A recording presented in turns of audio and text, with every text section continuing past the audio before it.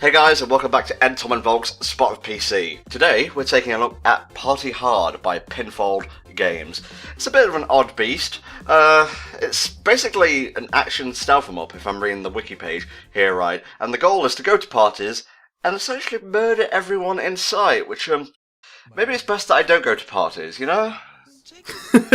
Yep, you just go and everybody winds up dead the next day. But there's a little bit more to it than that. There is a little bit of a plot here where basically the guy wants some sleep and this party's going on and he can't sleep. Therefore, he feels the need to murder everybody. Ooh, That's okay. basically it, and it kind of follows the story from the detective's perspective as he's going around sort of tracking this guy's movements as he makes his way from party to party, killing everybody, basically. Nobody is safe. Now, I have watched the Two Best Friends, quick look of this, so I know a little bit about what's going to be taking place here, but what are we covering in this episode of Spot PC? We'll be covering the first few levels of the game, so there'll be the first one, which is just your standard run-of-the-mill house party. The second one, which is kind of taking place in a barn/westerny style environment.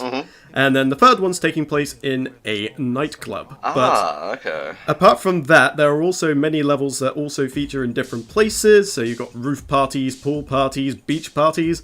Basically every form of party you can think of, except Lemon Party. Oh, yeah, let's stay as far away from that party as we can. Okay, take us through the ropes here, mate. How does Party Hard work?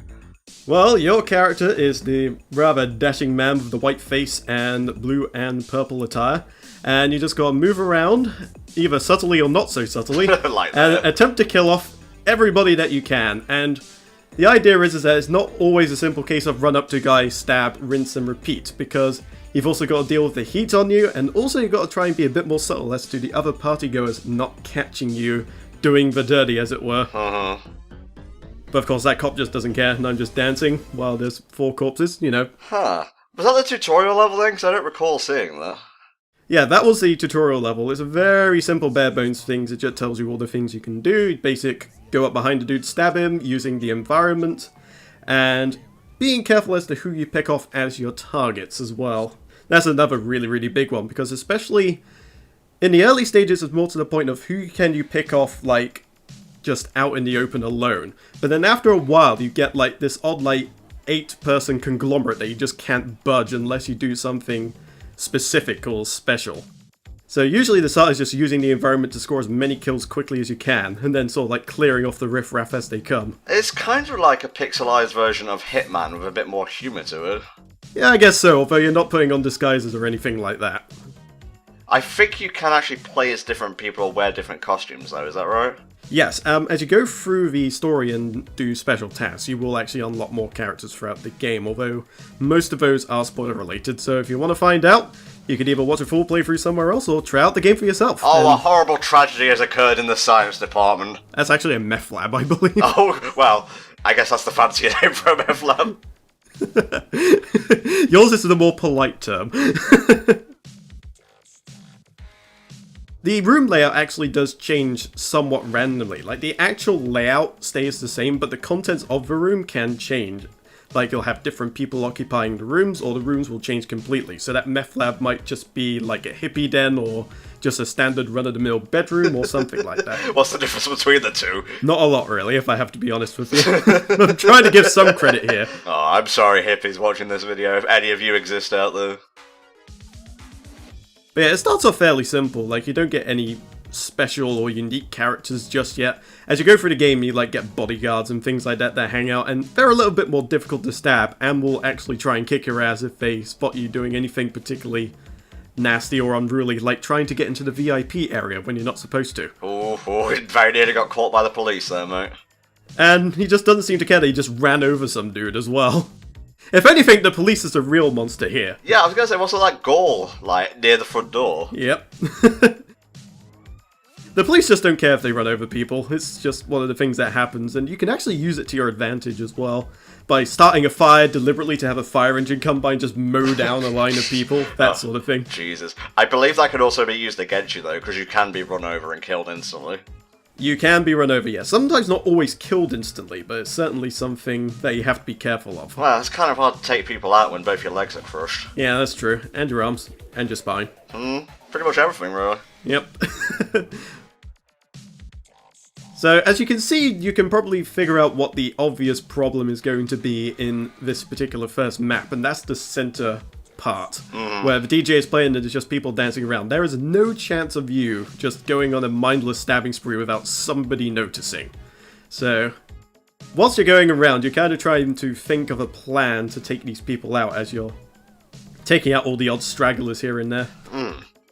Luckily, the game usually does leave you a few things to help with this, so you can poison the food supply, you can set fire to the speakers, and sometimes it's just a case of creating as much chaos as you can, just to kind of cause panic. Yeah, man, just take out everyone in the ensuing anarchy, it's great. Now, what I liked about that moment right there was somebody literally ran past me, stabbing someone, and because they weren't calling the cops or anything, or the cops were already there, they couldn't rat me out on it, so I just stabbed her as well. I've noticed that sometimes a pair of handcuffs will appear above your head. Is that when you're, like, noticed by the police? Yeah, that is when somebody has called the police on you to arrest you, and at that point, you're pretty much on a little goose chase kind of thing where you're trying to duck the policeman. It's not very easy to do. If it's just a standard map and you're out in the open, you're probably going to get caught eventually unless you can sort of glitch them out. But most, if not all, maps usually have some escape routes, so where that yellow thing was a window we used previously to escape. But you've also got the ladder just outside to the very left that you can also duck through, and you can kind of lead him round in circles until he just gets bored and runs off. He's still spinning the turntables. Well, when it's time to party, you party hard. Death is just not something that happens. Yeah, to get into the mood to record this episode, literally like seconds before we started recording, I actually listened to the Andrew WK Beastie Boys mashup. I believe it's Fight for Your Right to Party Hard. Oh yes, that is a good remix. But then again, Andrew WK and Beastie Boys by themselves, very, very good bands. So yeah, that's the barbecue party. Well, finished, I guess, no other way to put it, really. Brutalized, or something like that, I suppose. But yeah, you get a score. Of course, the more subtle you are, the more points you get, because you do actually get more points for hiding bodies cleverly in, like, dumpsters and manholes and things like that as well. So you can take your time with it and get points that way, but also you can get points for just going through it really, really quickly. His confusion, the blood dripping from his hands, like someone else was driving him forward, yet a bright light leading him onwards. I like that they add this little bit of flavour in between as well. It kind of splits things up a bit between sort of the arcadey action and some actual story elements thrown in there. Perhaps it was when they realized that the party was already dead. What? That is terrible. That guy should feel bad. So he's just like going around murdering people that are disturbing him, basically. Pretty much. I think just like there was one party and it was one party too much, and now he's pretty much on a crusade just to end partying forever. You goddamn son of a bitch. Now what? I wouldn't surprise me if this guy was like a 60-year-old man and he's like going around with this little knife going, "Damn pesky kids having a party and I stab you all." So here we are. We are now at the... I'm not sure whether this is like a pub or just a cowboy steakhouse type dealio or something. I was always a little bit confused as to what the motif of this is supposed to be, but that's okay. There are people here that we have to kill for even thinking about having a party. I've got to be honest, like when I was watching The Two Best Friends, quick look, it was around this point that I started to notice repetition setting in. How soon did that set in for you, exactly? I would say the repetition did at least set in a little bit, but I came into this game knowing exactly what it was all about, so it didn't really bother me that much. I feel like the challenge itself comes from the different levels themselves, because the levels do progressively get harder.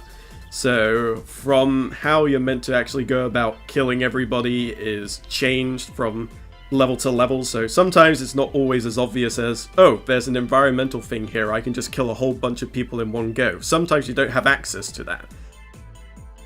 Other times you get levels which just flat out don't have any escape routes, so you pretty much have a one and done scenario going on there where if you get caught by the police, that's pretty much it for you. So the levels themselves do help break it up a little bit, but if you're the sort of person that likes to focus on the core gameplay first and foremost, you will notice that repetition a little bit, I feel. I love that horse in the top right. It really stands out against the background. It really does. And you can actually use that horse as well to get a few quick kills here and there as well. Unfortunately, nobody really went near him, so I kind of had to go to the old stabby touch there. Well, come on, he wasn't partying hard. You need to kill the busboy. Well, he's a witness. I suppose. Now, a little interesting tidbit that I found scouring this game's wiki page is that it actually has some Twitch.tv integration, and it says the game integrates with the streaming site Twitch.tv. The viewers of the livestream can trigger events within the game, such as SWAT raids or rampaging bears, which is pretty cool. But the Twitch exclusive events were later enabled for non-streaming players, so best of both worlds, really. I just have to say as well, the policeman was literally a single step away from arresting me, got bored and left. He was literally right there in front of me. He could practically have licked me, but he just went, nah, screw it. Yeah, he doesn't smell tasty enough. He doesn't smell enough like barbecue. But yeah, the Twitch integration thing is actually something that's been put in more and more games recently. There's one in particular that was released quite recently called Killing Room, which is sort of like a first-person Binding of Isaac-esque sort of thing, where you're sort of as part of a game show, and you have the Twitch viewers vote as to what items you get when you complete each floor.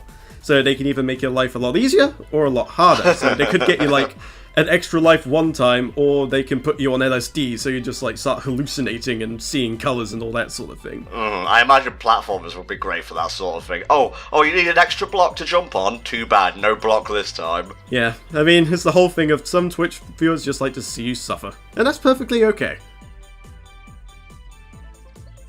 But it's something I quite like the idea of, because it engages the community a lot more, and it kind of makes these video games that some people do like streaming, it makes them just a little more personable. I haven't had the chance to try it with Party Hard specifically, though, is the only problem, but it may be something I'll try at some point. Yeah, something maybe we can come back to in a future episode, and I would start running, mate. The police are on your tail.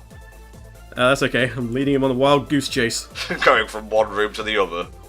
While Mario is attempting to... Yeah, that is just blazingly Mario there.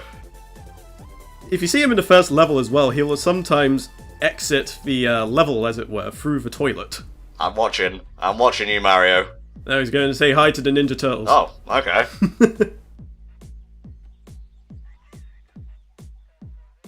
Another thing you can get in this game are items to help you out. And you don't have to use them, but it does make your life a hell of a lot easier.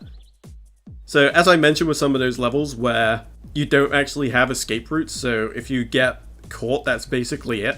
Sometimes you'll be able to get something like spare clothes, where you'll be able to put them on if you're about to get caught and dodge the cops, as it were. And there we go. Just these two left to go. We're going to tell them that country music's bad. And there we go, that's basically it for that one. And now we head off to the nightclub as we dance the night away. So does that actually have any purpose, that whole, like, rave button thing? It actually does. If you use it in front of people, sometimes they'll get a little bit freaked out by you. They'll be like, who's this dude? And sometimes they'll just run off to get as far away from you as possible. And that can actually be a very good way to disperse crowds in a pinch. So if there's like a clump of people but you don't really have anything you can use in the environment, you can use that, and hopefully there's usually a good chance they'll just go away, but sometimes they'll be well into your dad dancing moves or whatever the hell you're doing, and ththey'll actually join in. Should have taken a sip of water during that fucking dad dance. Las Vegas is one hell of a landmass to keep a watchful eye over. I like how he's just sort of waiting there, just like, well, now what do I do? You're out there, party hard murderer, and I'll catch you. No, you won't. Yes, I will. Won't. As he takes a single to Las Vegas on the stagecoach. I think they have stagecoach in the US, I don't know. Either way, still don't know how he evaded the entire police force descending down on At this point, the police are all on him, but for some reason, none of them can quite catch him. But then again, if the police were anything like that guy we encountered earlier, who was like literally steps from us and then just left, I don't think we have much to worry about from the fuzz. Now, this is the level I saw the two best friends play last. Like, I haven't seen anything beyond this, so can you, like, describe some of the future levels in the game without giving too much away in terms of spoilers? Okay, well, I can tell you the next level has the rooftop party, where there's no obvious escape routes, and there's a VIP section which you have to somehow coax a bunch of partygoers out from in order to kill them, because otherwise the bodyguards will actually come by and kill you. So you gotta try and think of ways to either kill the bodyguards or somehow entice those people to come out from the VIP area and then kill them that way. So there's a bit more of a dynamic that way as well. You've also got stun bombs and things like that as well, so that one's one of the trickier ones, I had to say. When I was playing through it, it did take me a while to actually complete it, I'm not gonna lie. And of course, if you get it all wrong, you can just simply restart and try it again. Oh man, we're seeing your balls exposed live on stream here. Well, I gotta show my blunders as well as my successes. I guess, mate. What is HFC but a series of blunders until we eventually reach success? What is a comm? A miserable little pile of blunders! And retakes, but enough talk, let's redo that. Sometimes you do get those situations where you pretty much get caught early on, and it's just not good for you at all. Well, you know, it's the randomised aspect of it that can make it a bit trickier than it needs to be sometimes. It's a very subtle randomness that doesn't really interfere with the gameplay all that much, but changes it up just a little bit to keep you on your toes. So, like, it's all familiar, but at the same time, those little things have changed that may have to force you to kind of change your planning just a little bit. Is that a pizza delivery guy on the dance floor? I have no idea in all honesty. I'm assuming so. Well, he was holding a pizza for a second just there. Oh well, they're all going to die soon anyway, it's not like it matters what job they had. That is true. Well, there's actually a boat party that comes up later on where you have like pro wrestlers, so you have like literally pixelated Hulk Hogan's and John Cena's running around. Oh yeah, brother, murderer in the vicinity! As you get stabbed, it's like, oh no! Is that fucking bank heist going up in the top right? Yep, that is indeed true. They're just throwing that money all over the place. Oh Jesus, the worst kind of burglars, the worst robbers. Could at least have the decency to clean up after themselves. Now, I think we'd be remiss not to comment on the music of Party Hard. It is pretty rave-tastic. Yep, it definitely suits the theme very nicely, and it's quite nice to listen to just by itself as well. The music is surprisingly solid. I'm not sure how Mario is surviving in that fire, but I suppose maybe he put on the fire flower before he came in here. Fire flower doesn't give you protection from fire, mate. Learn your Mario lore, okay? Oh, I'm sorry. Well, it's Party Hard. I mean, he's not supposed to be really that tall. True, true.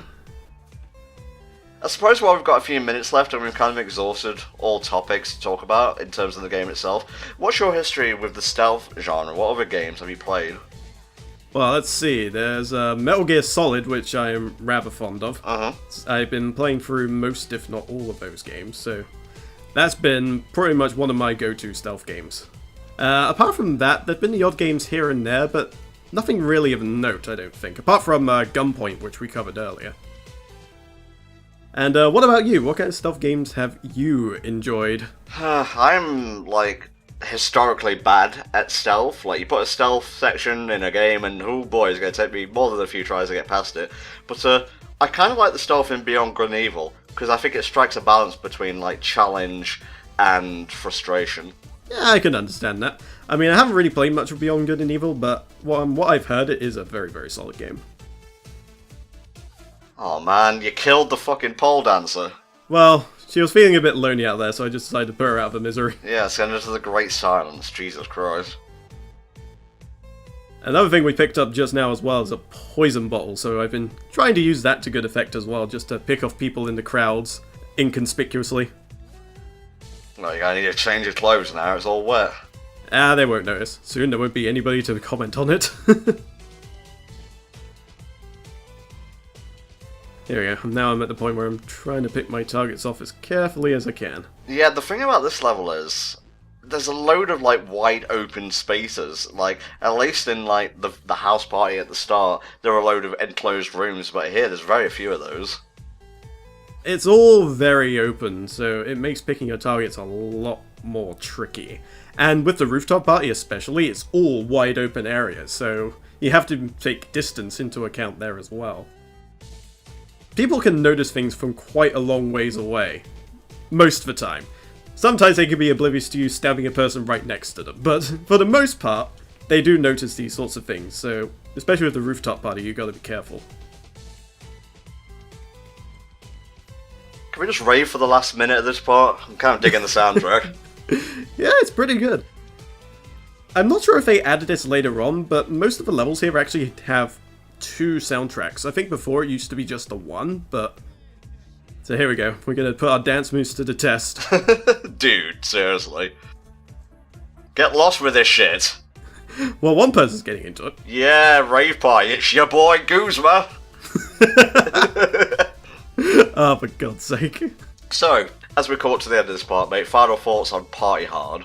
Very solid game. I think it does fall victim to that repetition you mentioned earlier, but I think the level spices up just enough, and there's also a good score element in there that kind of keeps you coming back to try and see if you can beat your high score or mow through the crowds as quickly as possible, so there's plenty to like here, I think, and the price is pretty tidy as well. Just be aware that it did get mixed reviews, so if you're the type of person who, you know, looks at that shit before deciding on whether to buy a game, there you go. But that does it for this part of Spot of PC. We'll see you next time for another episode. Bye-bye.